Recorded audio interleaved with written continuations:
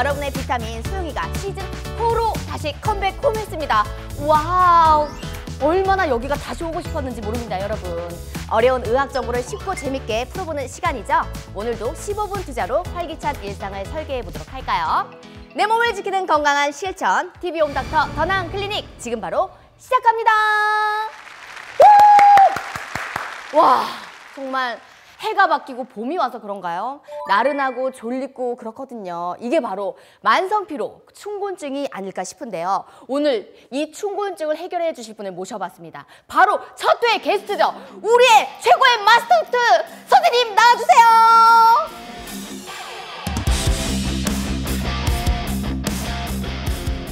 안녕하세요. 내과 전문의 강민기입니다. 선생님, 아니 오랜만에 또 이게 첫 회로 등장을 하셨잖아요. 예. 그만큼 여기에 이렇게 뭐 지분이 좀 많은 느낌인데 네. 워낙 인기가 많다 이런 느낌이거든요. 선생님 어떻게 인기를 좀 실감하고 계셨나요 지금까지? 네. 자주 가는 정육점 아저씨께서 저를 알아보고 정말요? 네.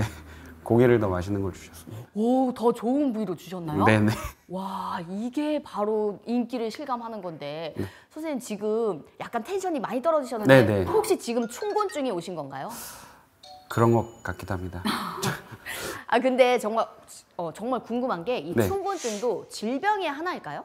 질병이라기보다는요. 이제 봄이 되면 따뜻한 봄이 되면 나른하고 피곤한 걸 우리가 충곤증이라고 하는데요. 의학적으로 명확한 원인이 밝혀진 바는 없으나 겨우내 추위에 움츠려들었던 몸이 따뜻한 봄에 적응하면서 생기는 일련의 과정으로 보고 질병까지는 아니고 누구나 생길 수 있는 증상으로 보고 보통 2주 전후로 되면 없어진다고 합니다. 아, 그런데 이런 경우가 있잖아요. 충분히 쉬어도 피곤이 가시지 않는다면 이 피곤은 어떻게 하는 걸까요? 충곤증일 수도 있지만 이게 충곤증이 조금 전에도 말씀드렸듯이 2주 이상 지속되는 경우는 그렇게 흔하지 않고 특히 이제 한 달 이상 이런 피로가 지속된다면 갑상선이나 아니면 간 기능 아니면 빈혈이나 당뇨 다른 질병이 생긴 건 아닌지 확인해 보는 것이 좋습니다. 아, 지금 선생님 이야기를 들어보니까 딱 이런 노래가 생각이 나는데요. 하나, 둘, 셋, 넷. 간 때문이야, 간 때문이야. 피로는 간 때문이야. 와, 역시 또 이렇게 선생님과 합을 1년 동안 맞췄더니 바로 눈만 보셔도 척척 아시네요. 이 간 건강이 피로와 직결되는 건 정말 알겠는데 또 갑상선 질환과 빈혈의 대표 증상도 이 만성 피로라고 제가 들었습니다. 네, 갑상선이 하는 일이 우리 몸의 활력을 관장하는 기관이라서 갑상선 호르몬이 적어지면 이제 활력이 떨어지기 때문에 만성 피로를 느낄 수가 있고요. 또한 이제 우리 몸에 산소를 공급하는 게 적혈구가 하는 일인데요. 그 적혈구가 적은 걸 우리가 빈혈이라고 하고 그러니까 산소 공급이 잘 되지 않으니까 쉽게 피로해지고 숨찬 증상 등이 나타날 수 있습니다. 아, 이 적혈구가 좀 적어지는 게 그게 빈혈과 또 네. 상관이 있는 거네요. 네네. 그걸 빈혈이라고 하죠. 아, 그걸 빈혈이라고 그래요? 네네. 저는 오늘 처음 알았거든요. 그러실 수 있죠. 또 여러 문제를 고려해 봐야겠지만요. 만성 피로의 대표적인 원인으로는 이 갑상선을 뽑는 이유는 어떤 걸까요? 갑상선 호르몬이 하는 일이 조금 전에도 설명드렸듯이 이제 몸의 활력 그리고 뭐 이제 맥박, 체온, 신진대사 등을 관장하는 호르몬입니다.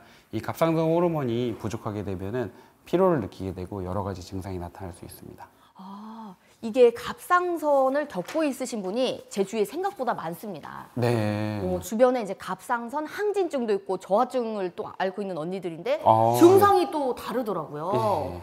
이 갑상선 기능의 저하, 정확히 어떤 상태를 이야기하는 걸까요? 갑상선 기능 저하증이라는 것은 갑상선 호르몬이 부족하게 분비가 되거나 아니면 분비는 됐지만 몸에서 적절하게 작용을 하지 못하는 것을 뜻하고요. 갑상선 항진증은 이와 반대로 갑상선 호르몬이 너무 과다하게 분비하는 것을 말합니다. 아, 그러면 이 갑상선 기능 저하에 대해서 조금 더 깊이 알아보고 싶은데요. 증상으로는 이 만성 피로는 말고는 또 어떤 게 있을까요? 네, 갑상선 기능 저하증의 대표적인 증상으로는 피로가 있고 피로 외에도 쉽게 추위를 타게 되고 땀이 나지 않으며 피부가 건조해질 수도 있고요. 그리고 이제 식욕은 줄어서 먹지는 않으나 몸이 부으면서 체중은 늘고 변비, 기억력 감퇴 등이 발생할 수도 있습니다. 그런데 지금 들으시면서 네. 박소영 씨나 네. 시청자분들도 이거 내 얘기 같은데 라고 생각을 하실 수도 있는데요. 저를 어떻게 꿰뚫어 보셨죠? 사실 갑상선 기능 네. 저하증의 증상은 노화로 인한 신체의 변화와 매우 비슷해서 환자 그리고 이제 진행하는 양상도 매우 서서히 진행하는 경우가 많기 때문에 네. 환자분들도 갑상선 기능 저하로 인한 증상이 노화로 인한 증상인 줄 알고 병원에 늦게 오시는 분들도 계십니다. 그러면 이게 정말 보여지지가 않잖아요. 네. 이렇게 좀 의심이 든다 싶으면 바로 병원 찾아가는 게 맞긴 하죠. 네, 네, 네. 왜냐면 선생님 이야기를 듣는데 이거 요즘에 제 증상이다가 진짜 말씀하신 것처럼 네. 공감이 되고 있거든요. 그렇다면 이 몸이 피곤할 때 흔히 나타날 수 있는 증상이라고 하셨잖아요. 네, 네. 그렇게 해서 제가 만약에 병원을 찾아가게 된다면 네. 어떤 검사를 받아볼 수 있나요? 네, 갑상선 기능은 간단하게 혈액 검사로 확인을 할 수 있습니다. 혈액 검사로는 대표적으로는 갑상선 자극 호르몬, 그리고 유리티록신, 그리고 3요오드 티로닌이라고 해서 갑상선 호르몬의 종류를 검사해서 갑상선 호르몬의 명령을 내리는 뇌하수체의 문제인지, 갑상선의 문제인지, 아니면 갑상선 호르몬은 분비가 됐는데 체내 변환이 잘 되지 않는 건지 그 원인을 밝히게 됩니다. 이 갑상선의 건강은요, 이 호르몬 수치를 지켜내는 게 중요하겠네요. 네, 그렇습니다. 하지만 갑상선 호르몬은 건강 상태나 복용하고 있는 약물에 따라서 그 수치가 일시적으로 약간 흔들릴 수 있어서요. 나는 증상이 하나도 없는데 건강검진을 했는데 갑상선 호르몬이 수치가 이상하다고 너무 불안해하시면서 병원에 내원하시는 경우가 있는데 그거 가지고는 너무 불안해하실 필요까지는 없습니다. 그럼 어떤 그 수치 말고 만약에 이렇게 확정을 받아야 조금 더 걱정을 네, 하는 일시적으로는 건가요? 벗어날 수 있기 때문에 증상이나 뭐 다른 질병이 없고 한다면은 이제 뭐 몇 개월 뒤에 다시 점검을 해서 보는 방법도 있고 아니면 이제 조금 뒤에도 설명드리겠지만 갑상선 문제의 가장 흔한 거는 이제 자가 면역적 문제인데요. 그런 거에 대한 인자가 있는지 없는지를 확인해서 없다면은 크게 걱정은 안 하셔도 됩니다. 그런데 제가 궁금한 게 있습니다. 이 갑상선 호르몬은 이 수치가 왜 중요한 걸까요? 갑상선 호르몬 수치가 일정하게 유지가 돼야지 이제 몸이 적절하게 신진 대사가 이루어진다고 볼 수 있는데요.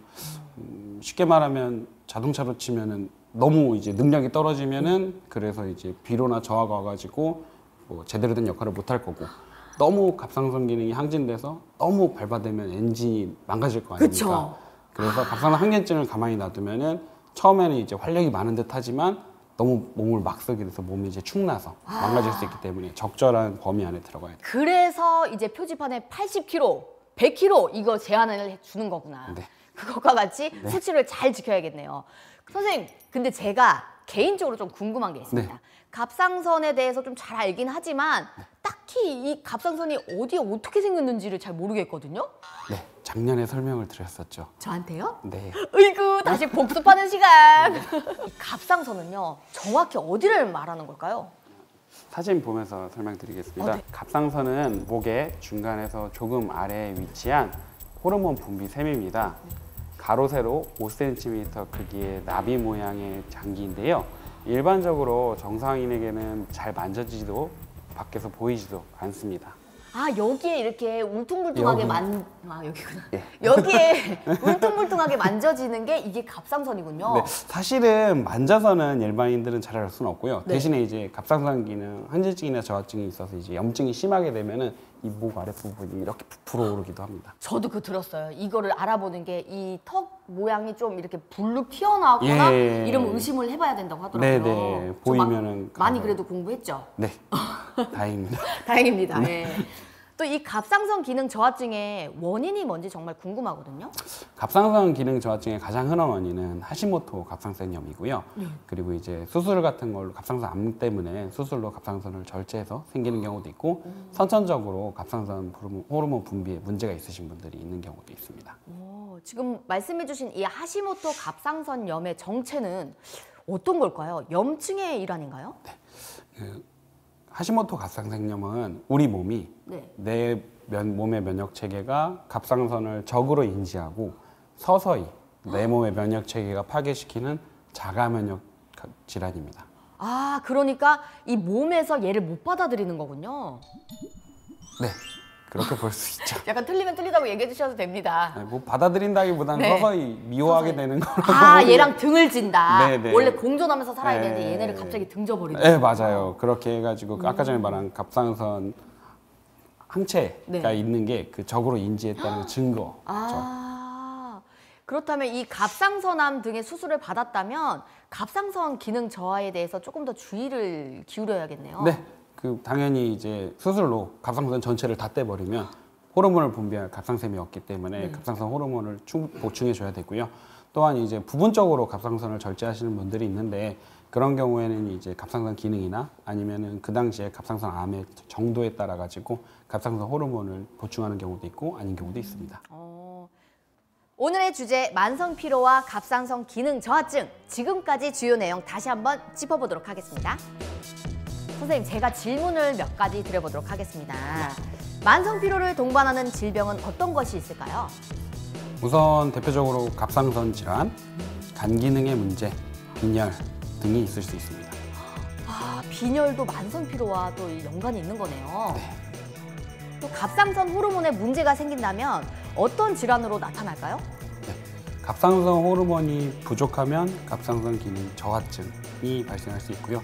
갑상선 호르몬이 너무 과다하게 분비되면 갑상선 기능 한진증이 발생할 수 있습니다. 그리고 총정리, 갑상선 기능 저하증의 가장 큰 원인은 이것 때문이다? 하시모토 갑상선염. 그렇죠. 또 이 갑상선 기능 저하증의 증상으로는 어떤 게 있을까요? 우선 피로, 그리고 변비, 기억력 감퇴가 있을 수 있고요. 객관적으로는 이제 환자분들이 이제 추위를 많이 타게 되고 그리고 땀이 덜 나게 되면서 피부가 건조해질 수 있습니다. 제가 아까 또 공감했던 그 이야기, 건조한 그 이야기, 이렇게 중간 점검을 하나씩 쏙쏙 해보니까 좀 더 귀에 박히고 또 기억이 오래 남는 것 같습니다. 이러니까 또 집중하게 됩니다, 선생님. 네. 이거는 절대 까먹지 않도록 하겠습니다. 네. 그리고 갑상선 기능 저하증을 진단받았다면요, 네. 이 치료가 필수겠죠? 저하증인데 만약에 이제 약간의 저하고 그리고 아까 전에 말씀드린 갑상선 항체라는 게 존재하지 않고 그리고 몸에 다른 문제가 없고 증상이 없다면 치료를 안 하는 경우가 간혹 있는데요. 대부분 치료를 하게 됩니다. 치료는 먹는 약을 먹어서 보충해 주게 되고요. 이 약만으로도 개선이 될까요? 네, 호르몬제를 매일 아침에 복용해 주면은 일상생활 하시는데 별 문제가 없습니다. 제 주변에도 이 갑상선 때문에 고생하시는 분들이 많다고 했잖아요. 네. 정말 약을 하루하루 계속 챙겨 드시던데 네. 이러다가 조금씩 이렇게 띄엄띄엄 먹게 되면은 이 약 효과가 그래도 있을까요? 잊어먹었으면 그래도 다음날이라도 먹는 게 낫죠. 그렇죠. 꼭 네. 챙겨 먹는 게 중요하겠죠. 네. 또 치료 시에 주의가 필요한 환자가 있을까요?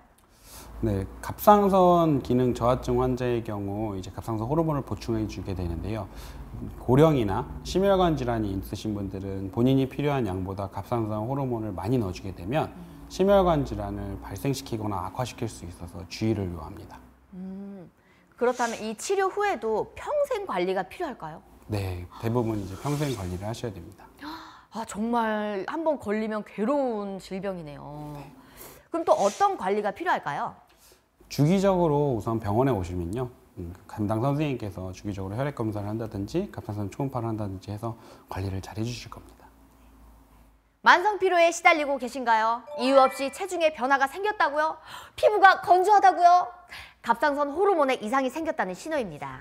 나를 위한 건강한 습관 TV홈닥터 더 나은 클리닉, 오늘은 여기서 인사드리도록 하겠습니다. 자, 시즌4의 첫 방송의 첫 게스트 아니겠습니까? 그럼 저를 위해 축하 노래 부르면서 오늘 클로징 해보도록 하겠습니다. 하나, 둘, 셋, 넷. 축하합니다. 축하합니다. 시즌4 오픈을 축하합니다.